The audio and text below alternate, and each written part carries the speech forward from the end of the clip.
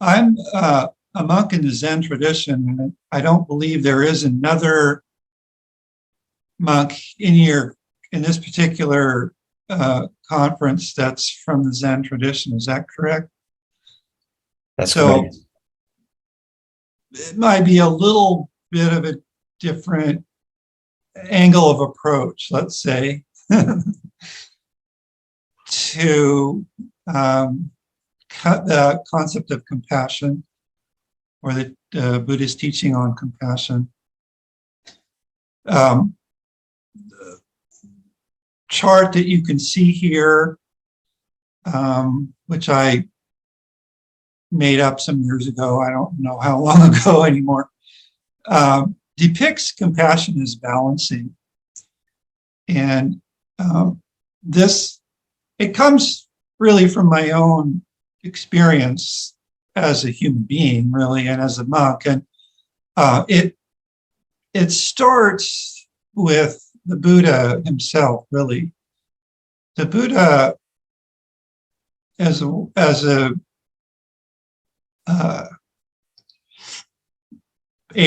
son of a king, an heir to a kingdom, is said to have started his life in luxury, and had every convenience, and servants, and very nice food and all the rest of it. So the Buddha's own story is that he began his life in luxury, and at some point he'd had enough of it, and left his wife and his newborn son Rahula, and set forth on the path as a wandering ascetic. And so then he went directly into asceticism. So using the Buddha as a sort of a starting point, and his teaching on the middle path came directly out of his own experience of, on the one hand, having a very comfortable, extremely luxurious life, and then renouncing that, and then moving all the way into very strict asceticism, which was so strict that he almost died from it. He almost starved to death. And then, of course, he sat eventually under the Bodhi tree, started eating food, and ultimately found what he called the middle path, which was a balancing point between these opposites, the opposites of luxury, too comfortable a life, and then asceticism, in which he was actually doing considerable damage to himself. So starting with that as the starting point, what I have here are 6 different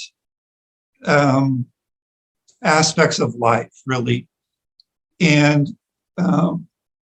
so I'm using all of those 6 different aspects as ways to illustrate in our own lives how we can try to maintain a balance, and that to do so expresses and makes manifest compassion, and that we're doing it, primarily, or at least initially, for ourselves, but then, of course, that we also broaden the scope of it to include others. So the balancing point, to me, is what I'm looking for. And trying not to allow, you can imagine these are all like scales that have a balancing point. And we're trying to keep the whole thing relatively balanced, that we go to one side or another and tip it one way or another goes without saying that that's the human condition. And yet the mindfulness that we apply in our lives, the meditation and mindfulness, will slowly but surely teach us when we are tipping too far and letting the whole thing get out of balance. Bringing it back into balance is like our own internal feedback loop, so to speak, that we act in a certain way, we reap the consequences for that eventually. And if the further we get out of balance, usually the stronger those consequences are. If we're paying attention, then we can see that, okay, I've been working too hard, or I've been, not spending near enough time at being quiet, or whatever it happens to be. And then you make an adjustment back, hopefully to the center. So where I'm going to start here is actually this scale right here, which is the context of your life. Just being a human being, really, and having a body and a mind. And learning to keep body and mind balanced and harmonized. It's not the easiest thing actually in the world to do, because we tend to be very cerebral people. We think a lot. We probably think too much as a general rule. And we tend to ignore our physical well-being. That's a very easy thing to fall into. And so, as I said, learning to keep the body and mind in harmony, not go overboard with one side or the other, is to me the ideal. That's how I find compassion for me. Although meditation is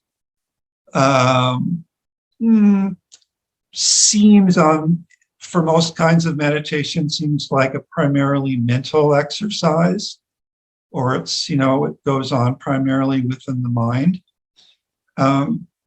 There are all kinds of ways to bring a meditative, mindful awareness into doing, into using your body.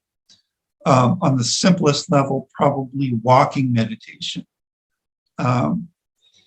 which everybody, all Buddhist schools, I think, have some form of walking meditation. In other words, you're moving very slowly and deliberately, but your awareness is in your body. You're paying close attention to just taking one step after another. There's yoga, which, is universal. So many people practice yoga now. Again, it's bringing mindfulness, mindful breathing, an aware mind into the activity of movement. There's obviously there's a very long list of things that people do in this regard. In Japan, there's a practice called Reiki, which is moving the body's energy, the chi. I do Tai Chi myself and Qigong. Those are two of my daily practices, actually, Qigong and Tai Chi.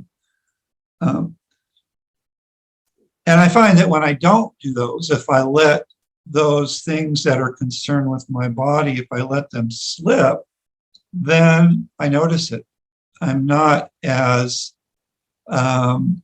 well-grounded. I'm not as at peace within myself. I have this lingering sense that there's something missing.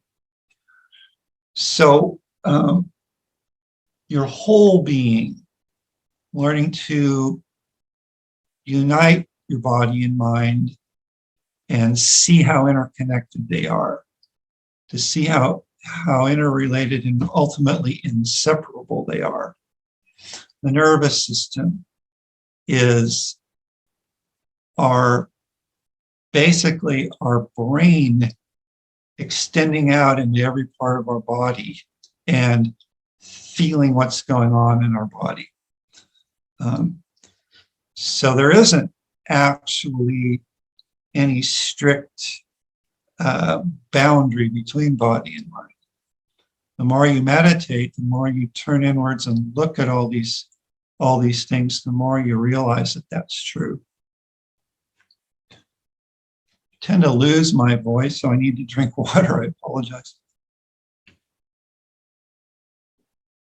Okay, so going from the body and mind, I'm going to next go to the context of a day, just living a day. Get up in the morning. Hopefully you've had enough sleep for a start. If you don't get enough sleep, we all know what that's like. You're not as awake. You start to get run down. Your ability to perform basic tasks diminishes. You get stressed. So looking at what goes into a day, there's activity and stillness. I think our overall tendency in Western societies is to be too busy.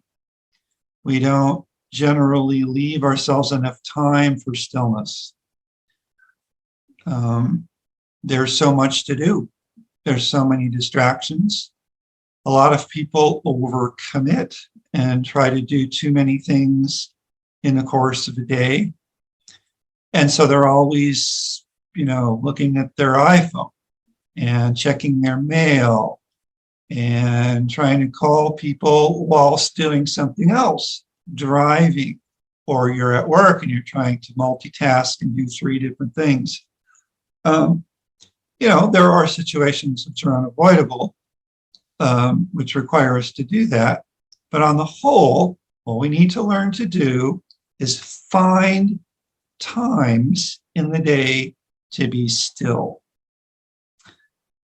Not so easy. And it's a discipline. It's not the easiest thing. Our society functions in such a way that it tends to be go, go, go, push, push, push from dawn to dusk. And then we collapse on the sofa or we collapse into our bed, whatever it happens to be.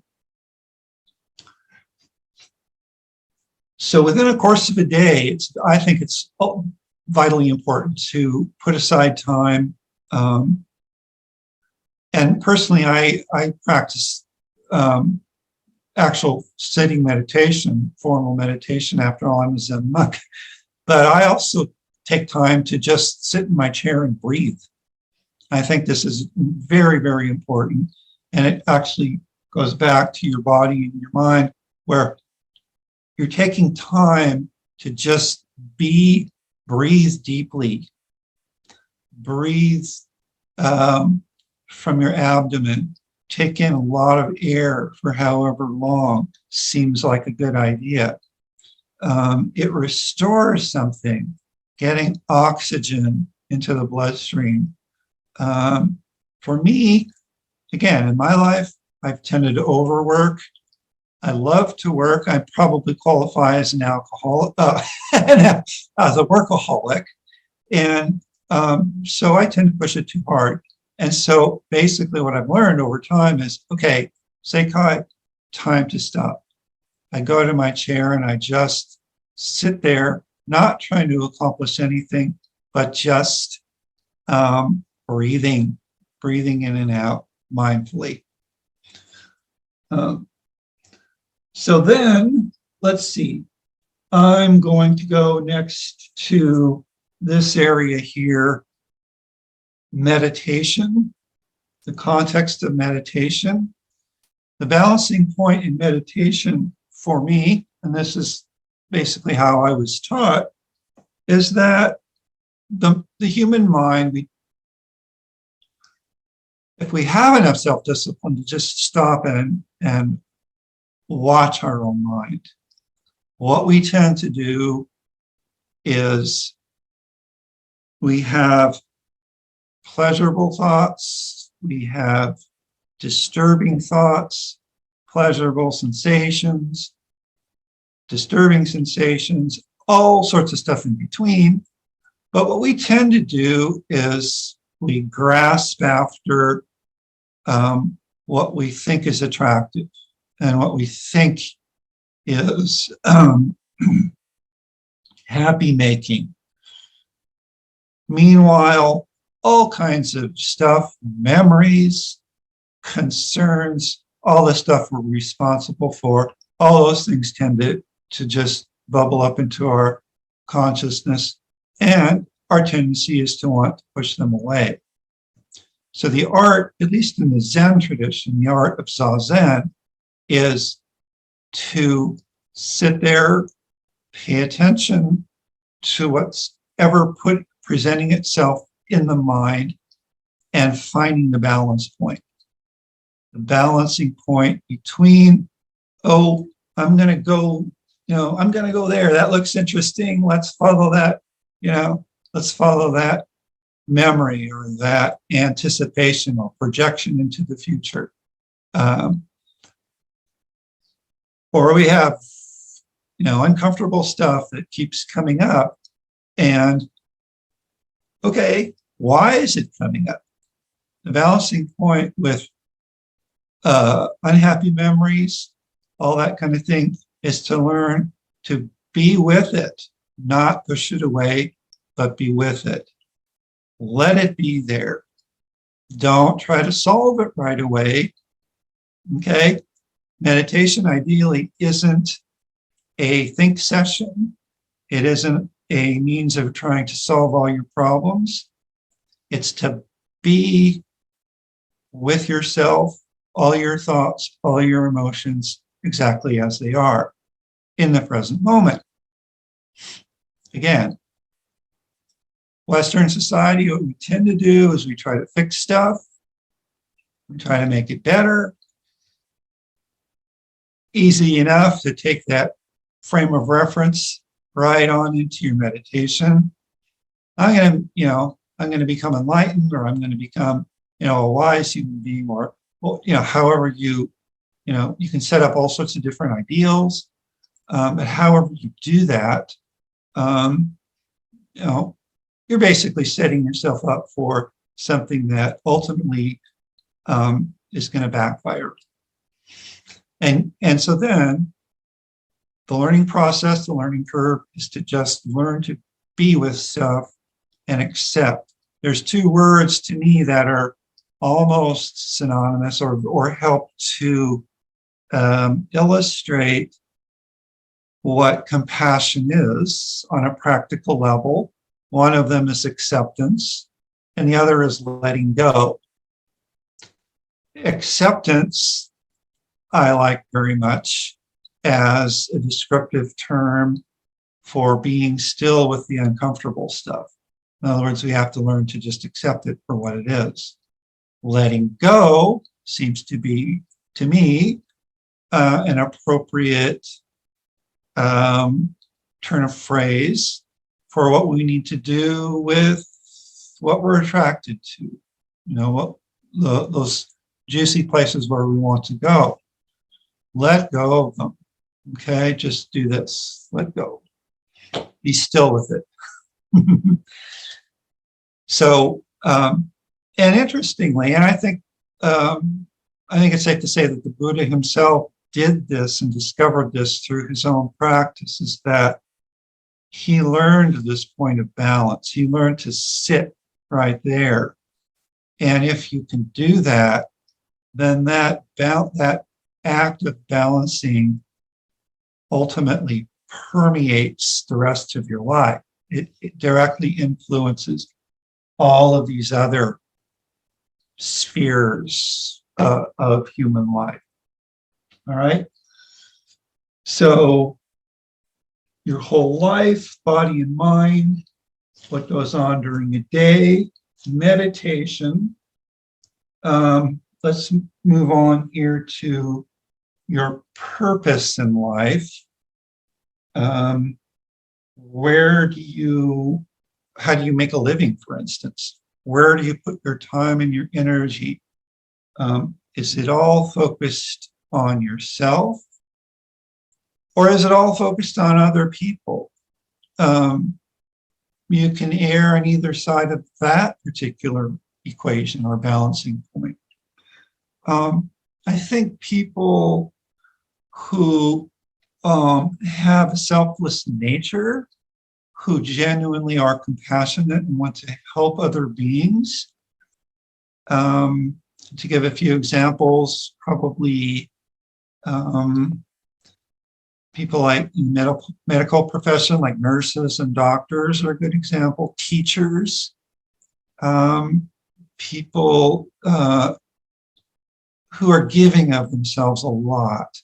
Monks are particularly vulnerable to erring on the side where you're giving too much. You can overdo it. You can put too much effort into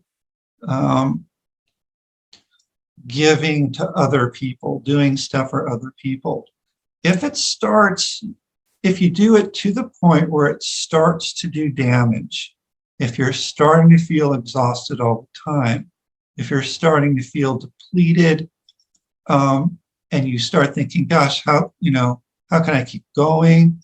Burnout. I've burned out in my life, big time, seriously crashed.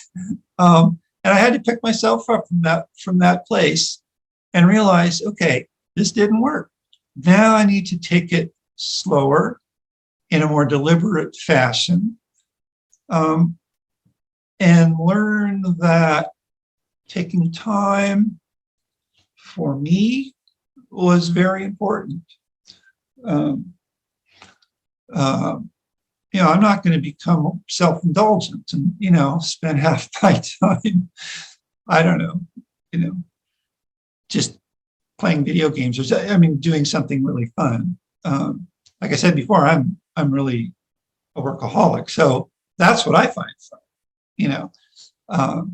so I need to basically just learn to back off from that over and over and over until I find the balancing point. I'm getting older. I've been at this over 40 years. I don't have the energy I used to. So as I age, I'm finding this balancing point keeps shifting, and I have to stop myself and do a little bit less all the time so that it doesn't get out of balance. Excuse me while I drink water.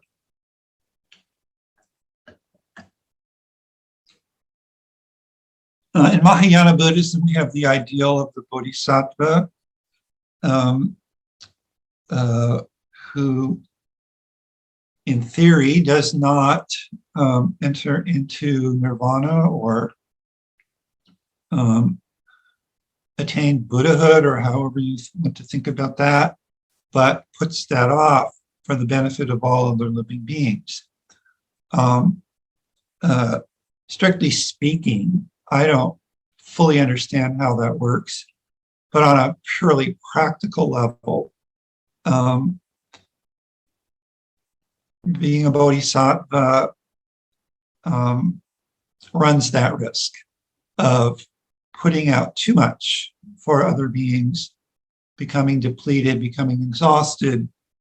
And so having compassion for oneself, learning to give yourself enough time, enough quiet, enough time in nature, enough time sitting and breathing, I think is vitally important.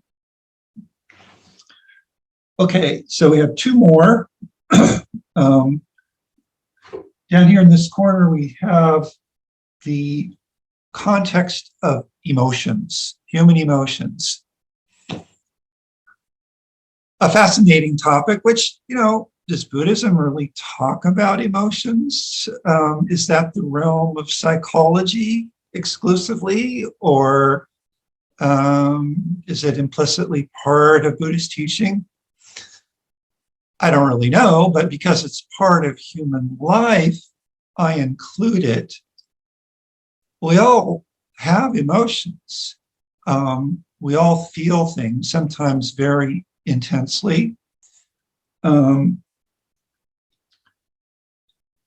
I'm not saying that there is a problem with emotions themselves. All I'm pointing out here is that within the context of finding a balancing point, a compassionate point of balance, we have to learn not to, on the one hand, repress emotions, or on the other hand, indulge in them. And that's the trick of it, and that's the challenge. It's so easy to have a strong emotion and kind of dive into it. And pretty soon you're on this wave of emotion. Other people just have to, put up with it and wait for it to run its course, right? Wait for it to die down. Anger is like that. You get really upset or angry about something. Sooner or later we have to wake up to what's going on. And like I said before, letting go, right? You need to let go of this wave of anger. Allow it to die down. Bring yourself back to the balancing point. Don't try to kill it either. Don't try to push it away entirely. It's better with a strong emotion, anger, jealousy. I don't know, fill in the blank for yourself. We all have them. Over-enthusiasm, you name it. We have to learn to find that place where we can see it coming. We know we're about to have some kind of wave of emotion. I've been here 1,000 times, right? What can I do to temper it down a little bit? Okay, what can I do to bring some balance into it? Gluttony. Thank you. Somebody wrote it on there. Gluttony. Perfect example. Music. I love music, and I actually think it's quite important. A part of human life. It's not in my chart, but I think it's both something very useful to human beings. Helps us focus in some ways, helps us relax in a lot of ways, and of course you can overdo it. You can walk around with earbuds and music going all the time. That's to have it be out of balance.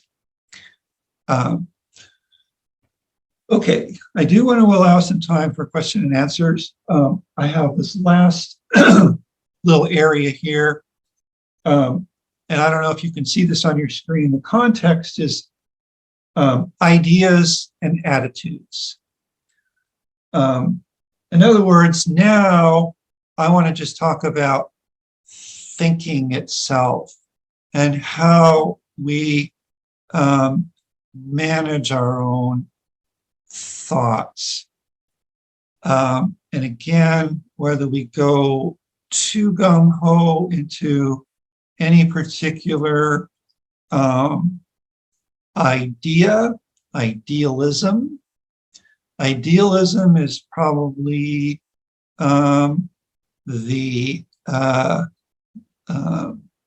what's the word? Alcohol of the mind. It's very intoxicating.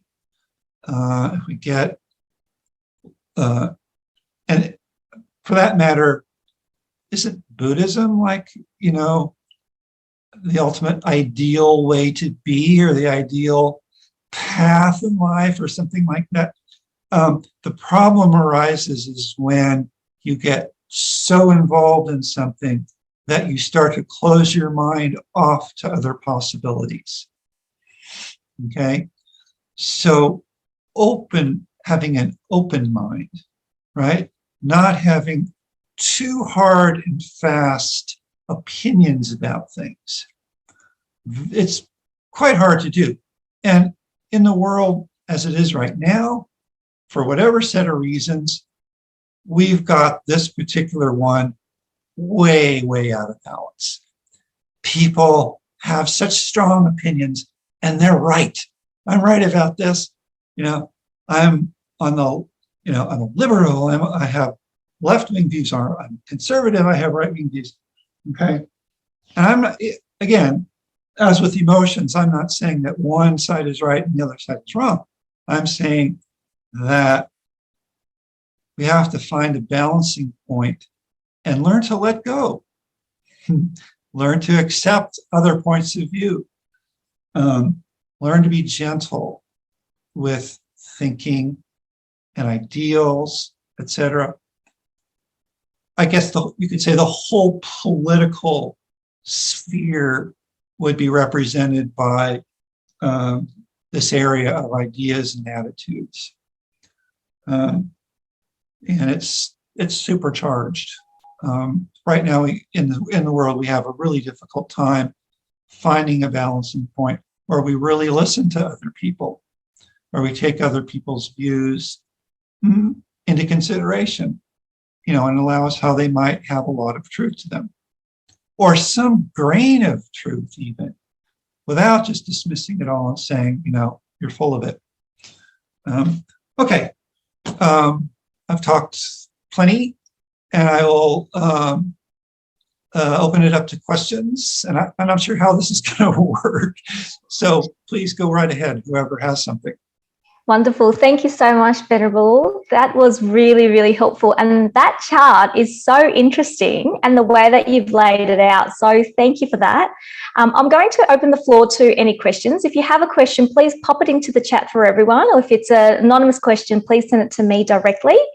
And Venerable, just to start off, of course, with Buddhism, there are the Buddhist teachings of the middle path, of equanimity, and both of them appear to relate to this topic on balancing. Would you be able to talk more about how that may be integrated to what you've spoken about today? I'm sorry, the middle path specifically? Yep, and equanimity. Equanimity. Right. Well, that in Buddhism, we have the four divine abodes, the four Brahma Vihara, which are, compassion for a start is from the word karuna. That's the best English rendering. Metta, loving kindness. Upekkha, which is the equanimity that you're talking about. And mudita, appreciative joy, taking, appreciating how it is for other people, taking delight in their successes, not being too focused just on yourself. So upekkha is that for me, it's the balance. It's how balancing really works. And you have to, as with all of these things, you have to err on one side or the other, make mistakes, learn from them, right? Equanimity only comes about as a result of overreacting or overdoing. Then you learn, okay, now I need to tone this particular thing down. Is that helpful? Very much so. Thank you. Now we have another question, which is it true, Venerable, that mindfulness is the key to balance? How does one develop mindfulness in balance? Is it possible to have too much mindfulness?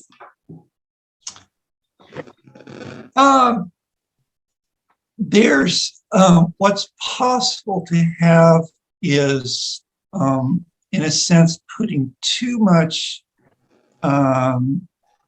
effort into self-consciousness, let us say, or trying very hard to be aware as opposed to allowing awareness just to be there.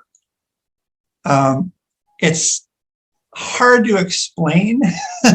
It's hard to explain that in English or probably in any language, but awareness, mindfulness, we all have it, actually. We're all innately mindful. What we need to do is learn what causes us to be distracted and learn to keep those things, right, in balance. Keep them from getting out of hand, if that makes sense. Thank you so much. And perhaps related to that, is there a danger that we can easily lean too much into self-compassion versus helping others, i.e. get too comfortable? And if so, what can we do about this? Clarify something for me. Getting too comfortable ourselves and then insisting on our comfort, or having that, you're trying to create that for other people? Yes. Or both? Yeah. Or both, yeah. Okay. Yeah. Well, we've arranged life such that it's very, I think, maybe too easy to become comfortable, right? And complacent. And you know, you want to just, kick back and enjoy life. And particularly if you live somewhere that's, an easy place, right? I've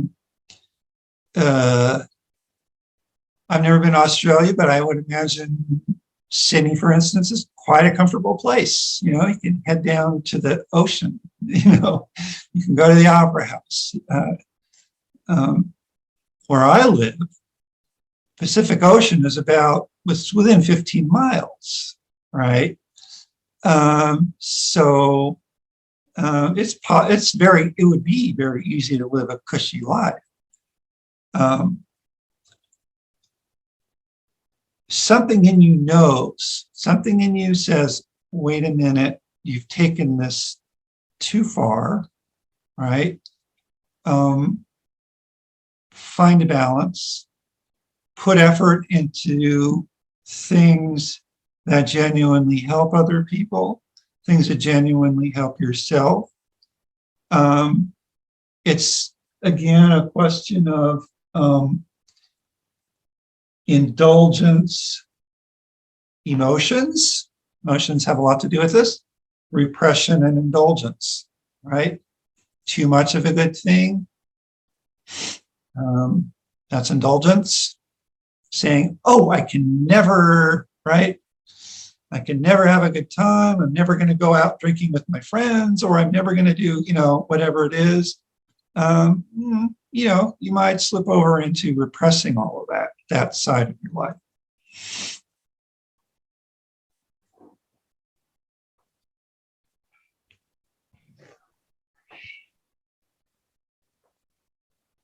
So did I answer your question?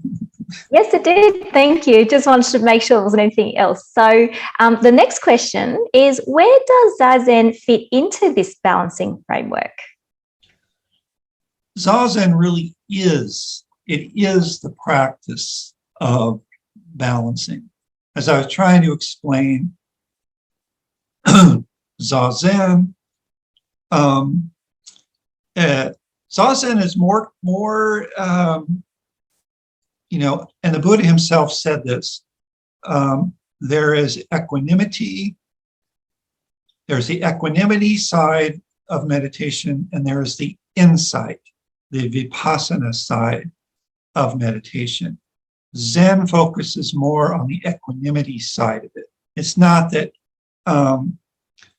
vipassana or mindfulness or analysis of the body or analysis of your own mind doesn't exist in Zen. It does. It's just that the primary focus is put on finding this balancing point, watching your mind, just watching your mind how it tends to want to go, to grab, to have, letting go of that.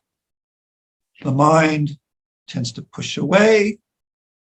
I don't want to look at that. I don't want to deal with that. I don't want to think about that. Okay, that we need to learn acceptance. All right, so that's the balancing act. Learning just to be there, be still with it, accept it.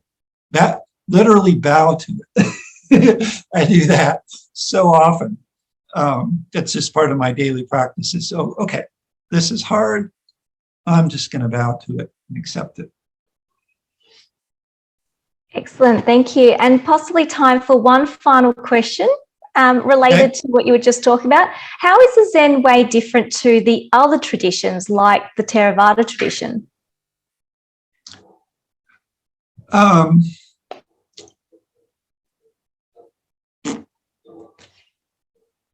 Theravada, it's focused, it's sort of, the ancestral, the original Buddhist path, the way the Buddha taught and how those practices were carried on in Asia, in Sri Lanka, Myanmar, Thailand, all those countries. So it's really just forms. I don't think that the actual substance of it is appreciably different from Mahayana Buddhism. It's just that different parts of the world all have their own culture, and they all find a way to express, talk about, practice Buddhism that works for their culture, right? Tibetan culture, for instance, is very different, right? Tibet was a completely isolated kingdom for centuries upon centuries. And not surprisingly, they developed their own very unique form of Buddhism. Same is true for China, Japan, Korea. The Zen tradition comes through, obviously, from China, and from there it spread into Vietnam, Japan, and Korea. They all have their own unique flavor. So it's primarily a human thing, I would say. I don't think the core substance of what the Buddha taught, or at least it shouldn't be, let's put it that way, it shouldn't be a big issue. And I have lots of Theravada monk friends, and we talk about stuff, and it's almost like there isn't hardly a difference. We all are on the same page. We understand what we're talking about. If that helps at all. Yes, indeed. Thank you. I did say that was the last question, but I just realized that earlier when we talked about Zazen, I think the questioner was asking about Kaizen, the small and continuous change to improve. So on that, where does that kind of practice, Kaizen, fit into this balancing framework? Small and continuous change to improve. Change to improve. I like the concept. I don't know that I've heard of it put that way per se. But here's the thing. A daily practice is what makes all the difference. If you can devote, 15 minutes, 20 minutes, half an hour to silent meditation, sitting as still as you can on a daily basis. You may not notice it yourself, but that basically does create those incremental changes. As long as you just don't give up and say to yourself, this is too hard, I can't do it, I'm not making any progress. Those kinds of thoughts, you're setting up a roadblock for yourself, right? At that point, going ahead is going to be difficult. As long as you have a basically positive outlook and just keep going, even if it doesn't seem like you're getting anywhere. Daily practice will take care of that. Very good. Very, very practical tips. Thank you so much for your time and your sharing your wisdom with all of us here today. So thank you, Venerable. Now I'm going to hand over. Thank you. I'm going to hand over to Barath, our MC. Thank you, Venerable Seikai, and sorry for pronouncing your name wrongly before. Oh, it's okay. It's a difficult name. This could go on for hours, and you've given us a wonderful framework, an inquisitive framework to reorganize the micro and the macro aspects of our life. So if Sinsen has not already invited you to give a talk at the Metta Center, I would be glad to invite you for a talk at the Metta Center later. In Australia? Don't worry, it's by Zoom, so it's all right. No matter where you are, you can Zoom in for the session. Okay. All right. Well, we'll talk more. Thank you, Venerable Seikai. Okay. You're very welcome.